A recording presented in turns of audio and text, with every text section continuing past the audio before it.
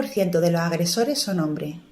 En el 85% de los casos, la víctima conoce e incluso quiere al agresor, porque el abuso sucede en la familia o en el entorno de confianza.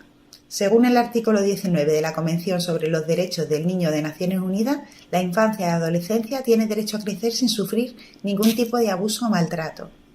Las niñas y niños víctimas de abuso sexual infantil guardan el secreto, sufren un enorme dolor en soledad durante años y se sienten culpables.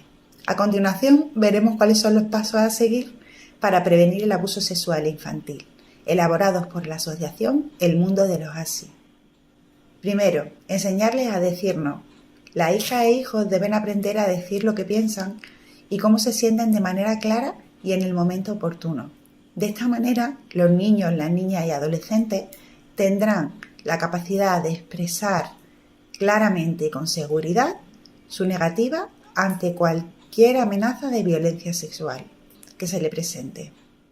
Segundo, respetar a niñas y niños ante sus opiniones, apoyar sus decisiones cuando no quieren hacer algo que se encuentra dentro de sus derechos de autonomía, como ser abrazado, bailar, jugar.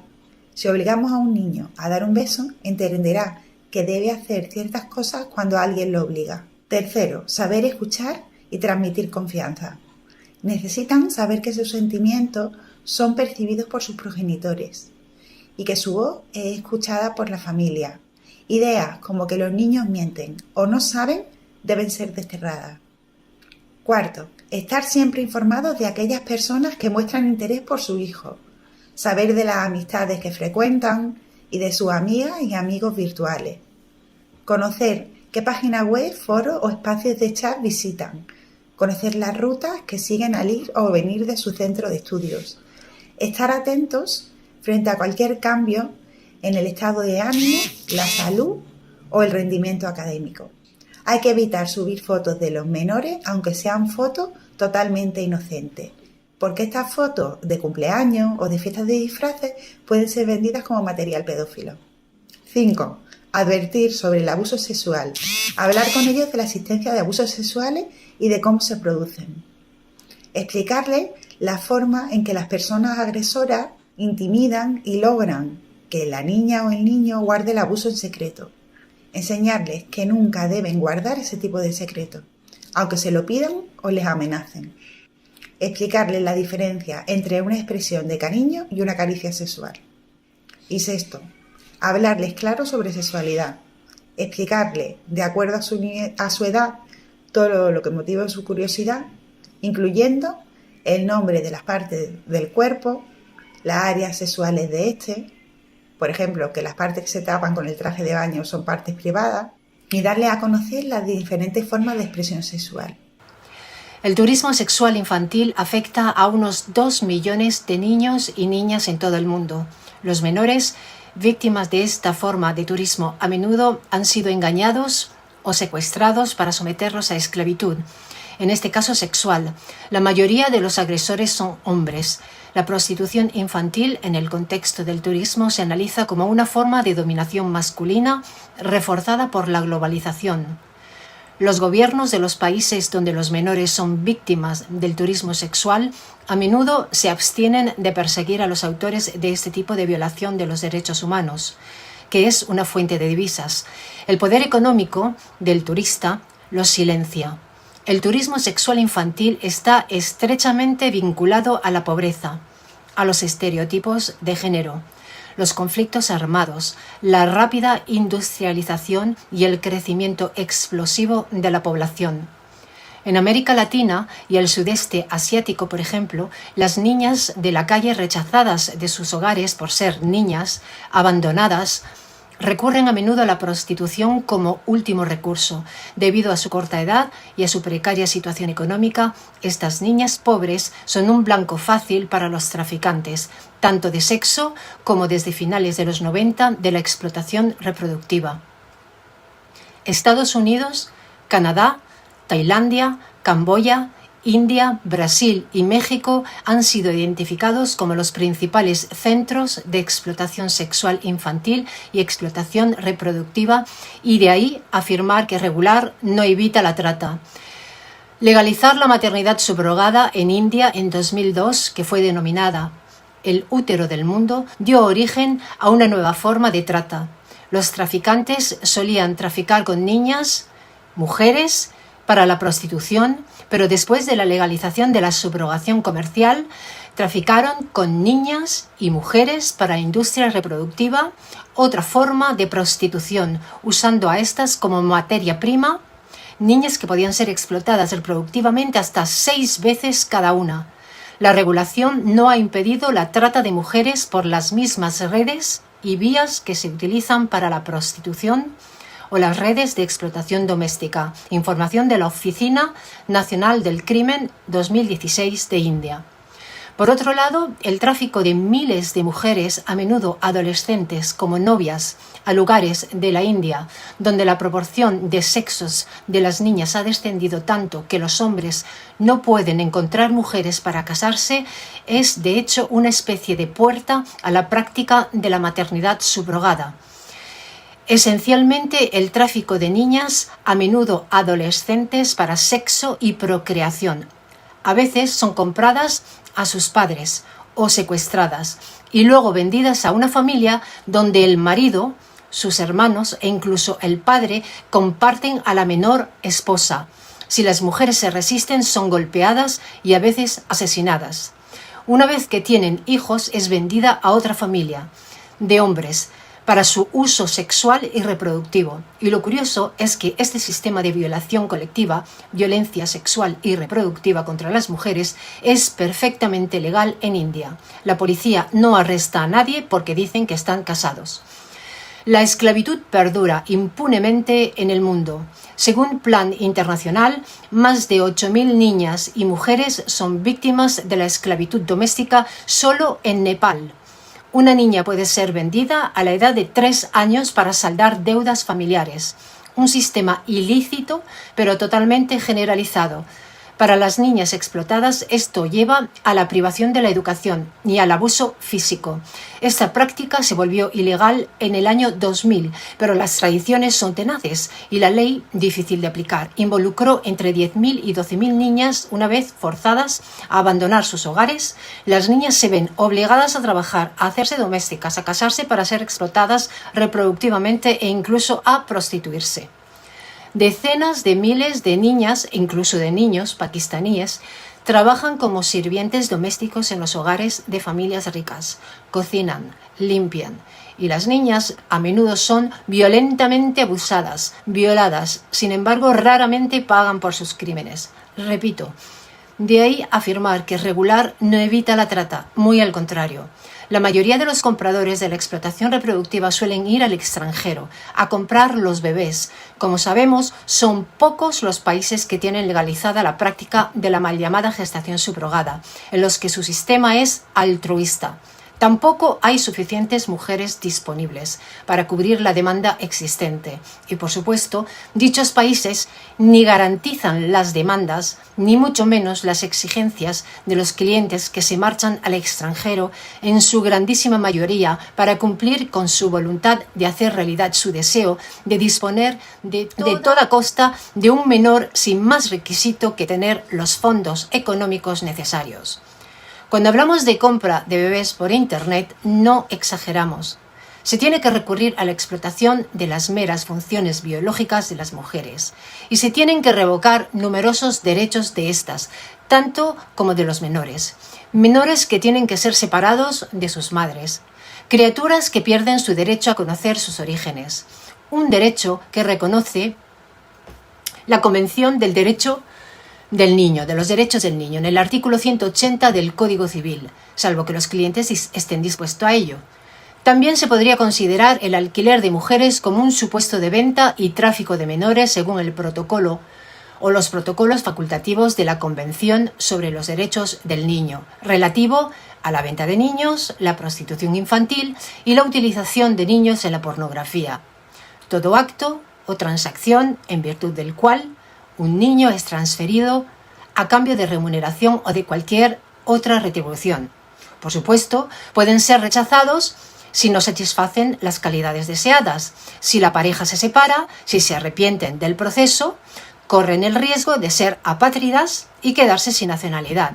Incluso también corren el riesgo de ser vendidos a compradores con los que no tienen ninguna relación genética.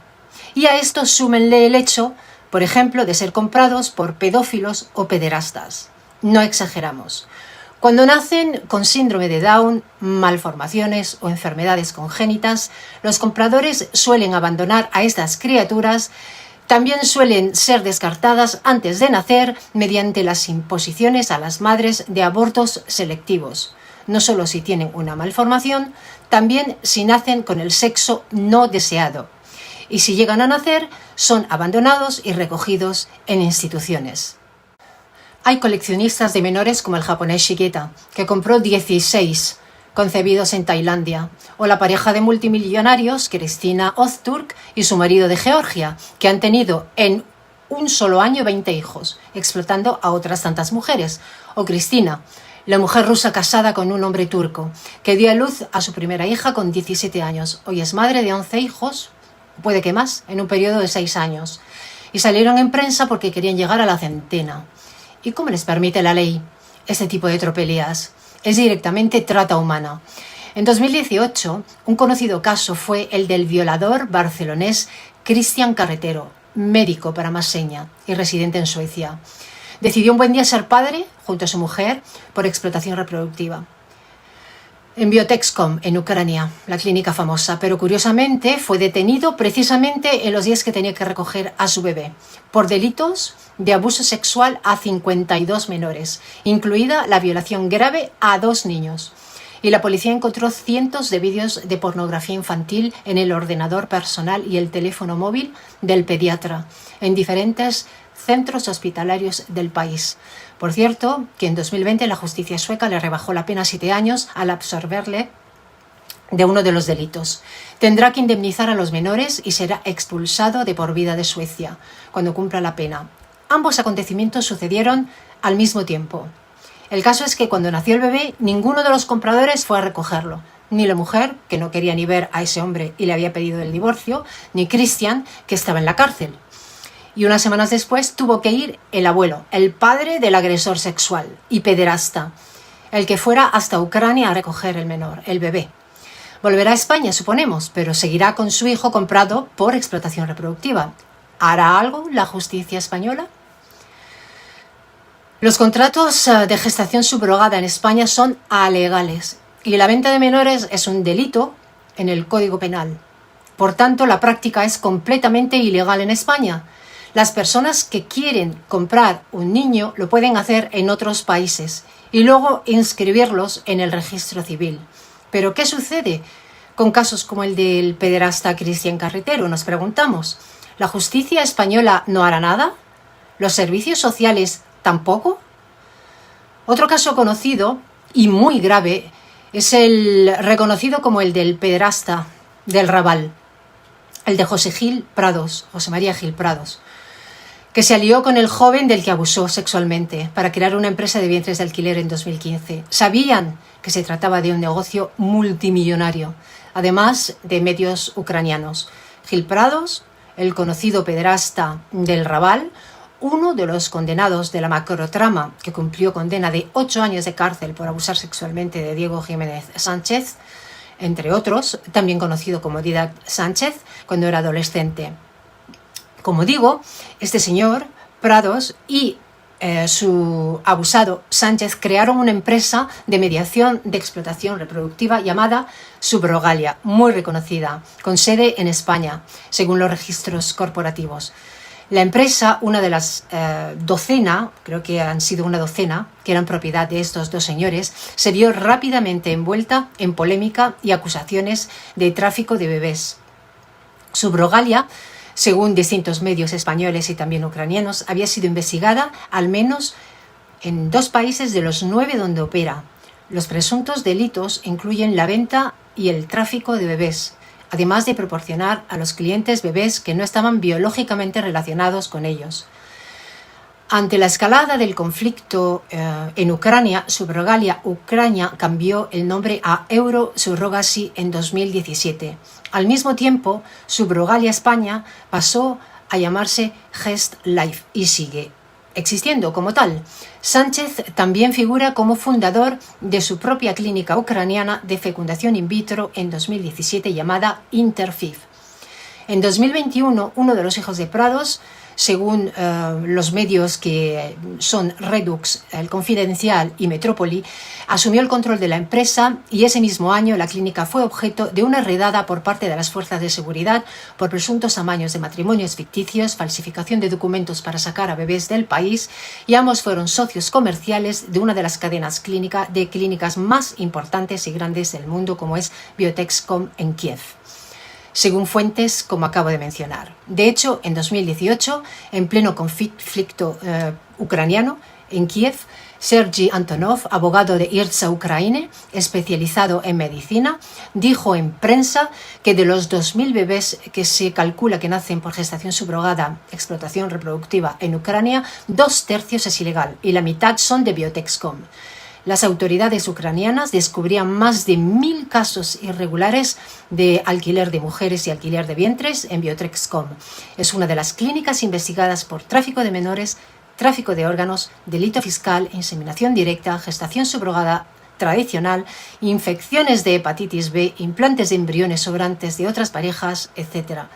Biotexcom dijo a la prensa que sus directivos no estaban al tanto de los antecedentes penales ni de Prados ni de ninguno de ellos, y podría ser cierto, ya que este señor es también una figura importante detrás de la corporación dedicada a borrar información incriminatoria de Internet, una empresa que se llama Eliminalia, de la que se han obtenido ingresos multimillonarios por restaurar la reputación de clientes muy importantes, condenados e investigados en 54 países por corrupción, blanqueo de capitales, abusos sexuales y tráfico de drogas.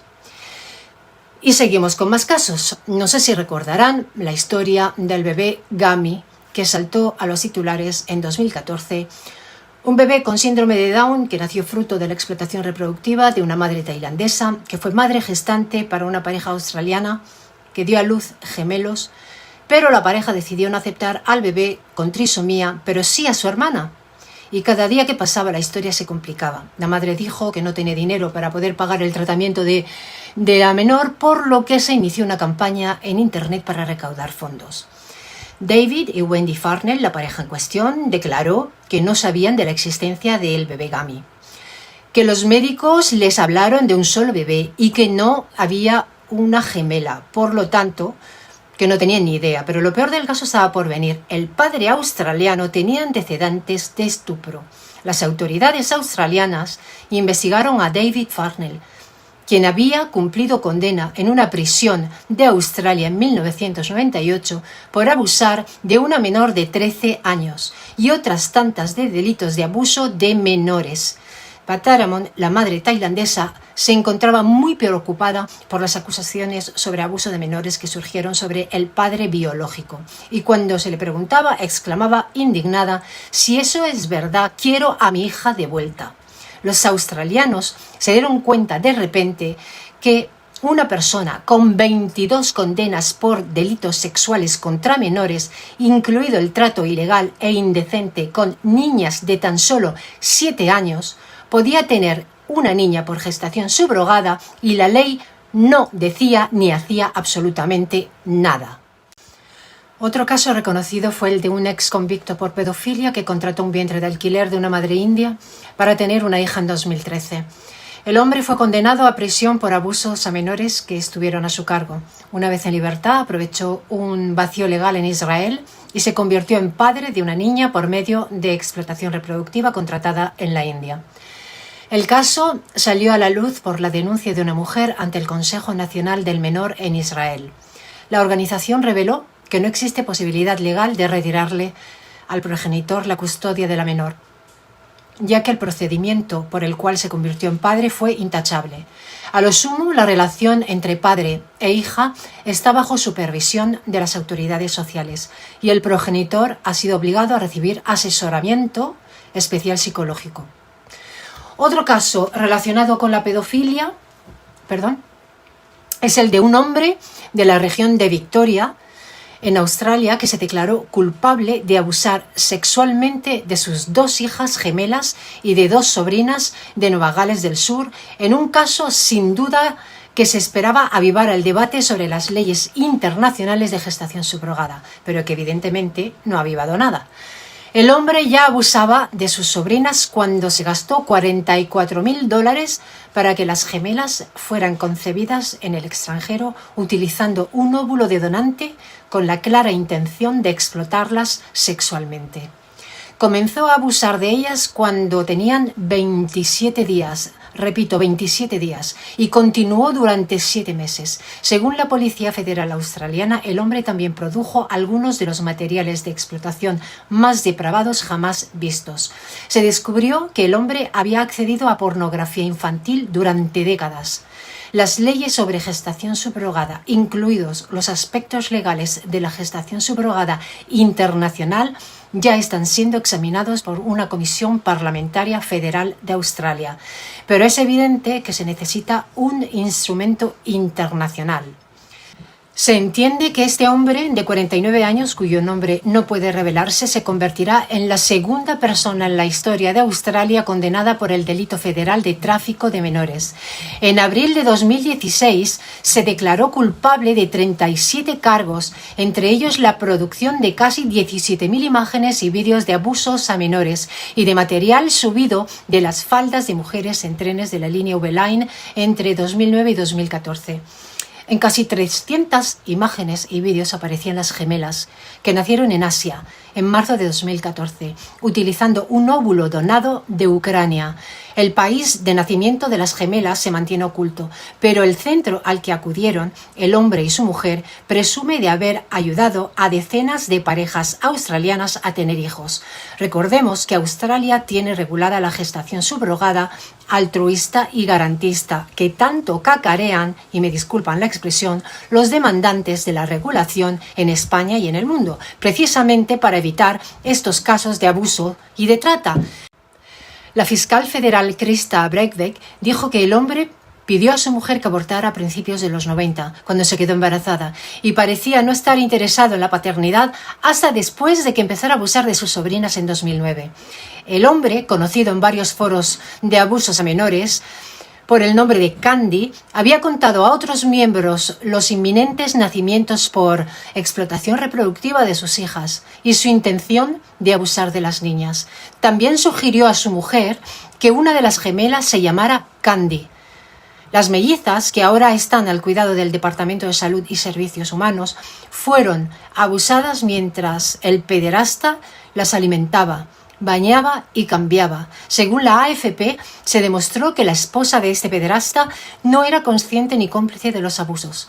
En 57 ocasiones, el pederasta produjo imágenes o películas en las que aparecían escritos con rotulador sobre las niñas, sobre las gemelas, los bebés, lo que en algunos casos permitió al hombre entrar en otras redes online de abusos de menores. Las gemelas sufrieron abusos durante 7 meses. El hombre llamó por primera vez la atención de la policía cuando una imagen de una víctima no identificada fue enviada a la AFP en noviembre de 2014. El hombre se jactaba en foros en línea antes de sus esperadas visitas y animaba a quienes publicaban comentarios en sus imágenes.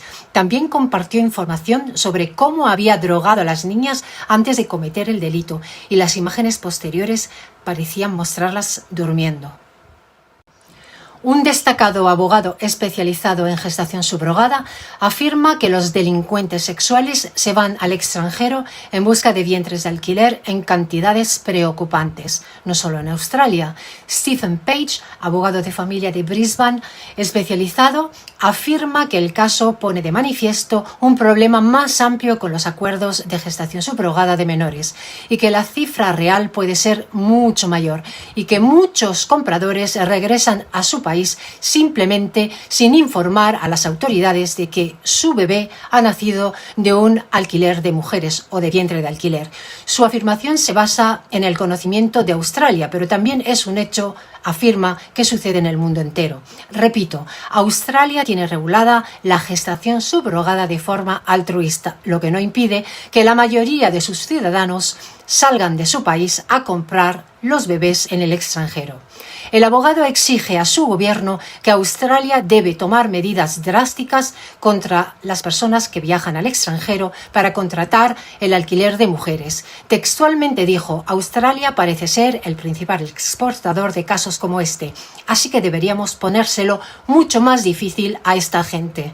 Al no poder vigilar lo que ocurre en otros países, en su opinión, deberían establecerse un principio de precaución por el que Australia no permitiera a sus ciudadanos contratar vientres de alquiler en otros países y, por ende, deberían extrapolarse a otros países. Esto podría implicar la negativa a permitir que los ciudadanos traigan de vuelta bebés nacidos de madres de alquiler en el extranjero. Podría ser un principio, un primer paso a aplicar a todos los países que lo tuviesen regulado. Se acabaría ipso facto la trata transnacional.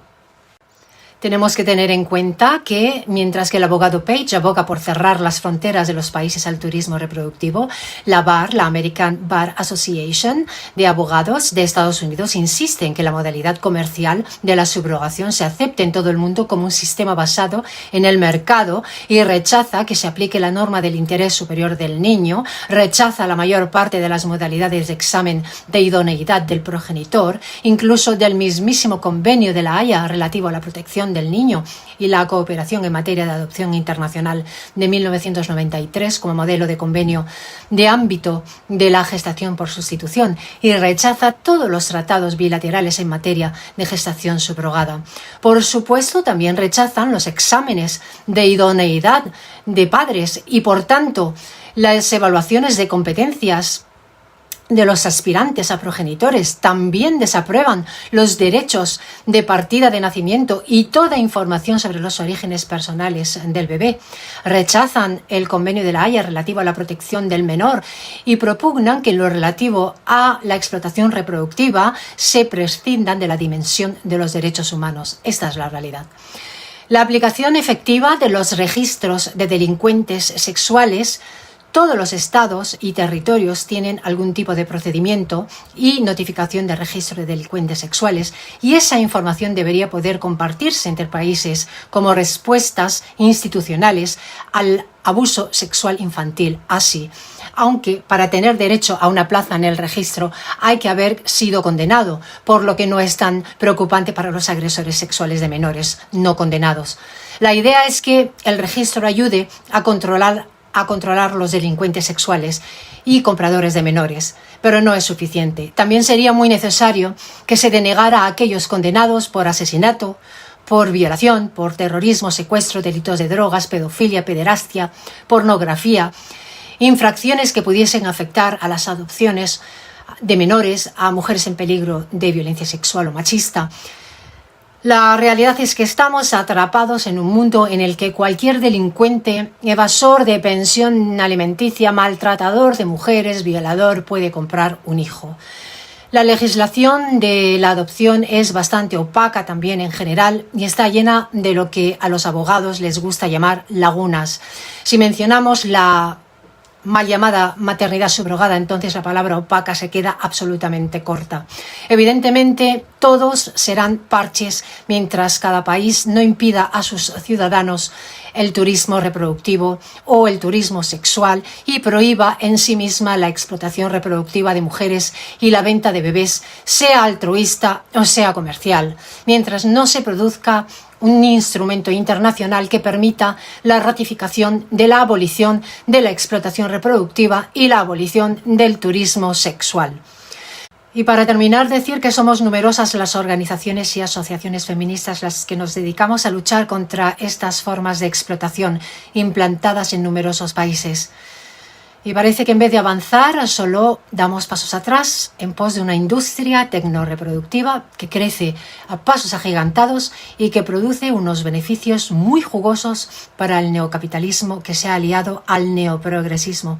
Mientras los beneficiados callan. No callan, nos traicionan a las mujeres, permiten nuestra explotación, abusan de nuestras hijas e hijos e incluso los compran.